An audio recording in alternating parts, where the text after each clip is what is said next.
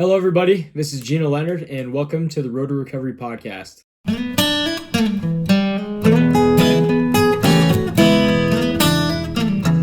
The Road to Recovery podcast is going to be a 5-episode series, including this one, talking with other student athletes about injuries that they've faced and what challenges that they had to go through getting back from their injury.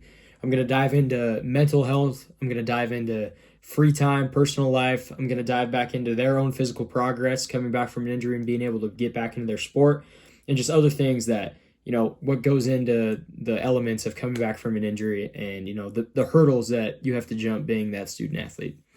Episode 1 of the Road to Recovery is going to be more of an introduction on myself. I'm a student athlete at the University of Montana. I played linebacker, and I'm a redshirt freshman due to the fact that I'm missing this season because of a medical redshirt. Last spring, after we got done with spring ball and practice, we were lifting in the weight room, and I was back squatting, and I herniated a disc in my back.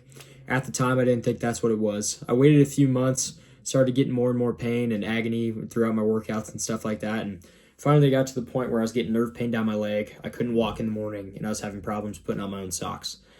After that, I was able to get an MRI at the Montana Imaging Center, and they were able to see that I herniated my disc.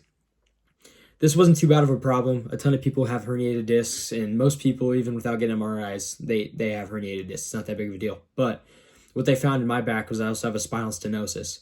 That just means I have a little bit more narrowing in my spinal column than everybody else. And so my nerve roots going down my legs are just a little bit more pinched and a little bit more collapsed. I found this out in about July of last year, or of this year, and I just kind of played along with it, asked my coaches what they wanted me to do. I started doing some rehab stuff. Nothing was really helping out. I tried to get a steroid injection. That usually helps out in most cases like this, but just due to that spinal stenosis, the nerve roots weren't opening up at all, and that injection wasn't helpful at all. And so finally, I was able to schedule an appointment down in Salt Lake City, where I got my surgery down at the University of Utah Medical Health Center with Dr. Brandon Lawrence. I got my surgery August 31st. And ever since then, I've been on the rehab process and getting back into it. The surgery that this required was a microdiscectomy and a laminectomy. It isn't a super invasive surgery, but it calls for a long rehab process. So the surgery itself took about an hour and a half, and I was able to get back into my dad's truck that same day and drive back to Missoula, where I got to the surgery center at about 6:45 in the morning, got back to Missoula about 7 o'clock that night, which I was very happy about. Slept in the back of my dad's truck. Wasn't terrible. Just had to walk around a couple times here and there. But starting the rehab process, the first 6 weeks was strictly walking. I couldn't do anything else. I couldn't carry anything over 10 pounds, and that's difficult. Can't do laundry, can't do the dishes, can't do anything. And they really put those restrictions on me, and it is what it is. But I just had a follow-up appointment about 3 weeks ago where my surgeon told me I can start lifting like 25 pounds now. And that also comes with me being able to start physical therapy. So I go to physical therapy twice a week. And then every other day I go into the training room at the university and work with our athletic trainers in there. And they do a fantastic job and really help me out with what I need every day. Mentally, this takes a toll on anybody. I mean, anybody that has a kind of go switch in their brain, kind of like I do, it's like you always want to be making progress. And it's hard to, kind of slow yourself down and really realize, I gotta take this slow. I gotta take this steady. But it's hard to realize that in the moment. It's, hindsight's always 20/20. And so, the first few weeks, I was like, I gotta get back. I gotta start doing stuff sooner, especially watching my teammates play on Saturdays. It hurts a little bit, but it's been fun. It's been a great season to watch those guys play, and I'm really excited for the stuff they've been doing so far. Just wish I was able to do it with them. But, mentally, it's a really big thing, and I've experienced it for myself, that having someone in your corner and just having people to surround yourself by, your mental health is always a little bit better when you just have people to talk with and people that help support you.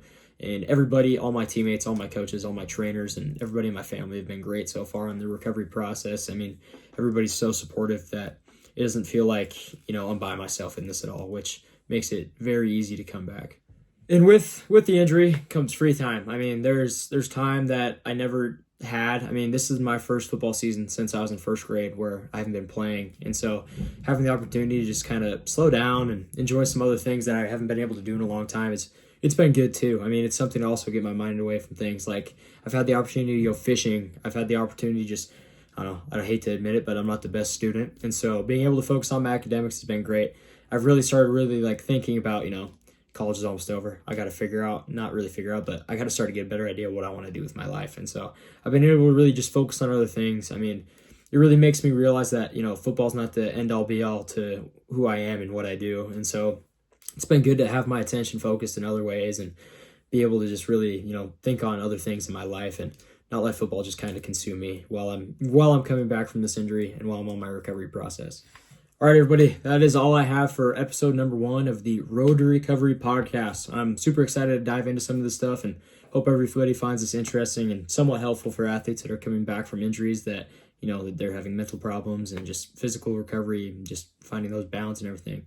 Let me know if you have any other questions you want me to ask guests in future episodes. And thank you guys all for watching. Until next time.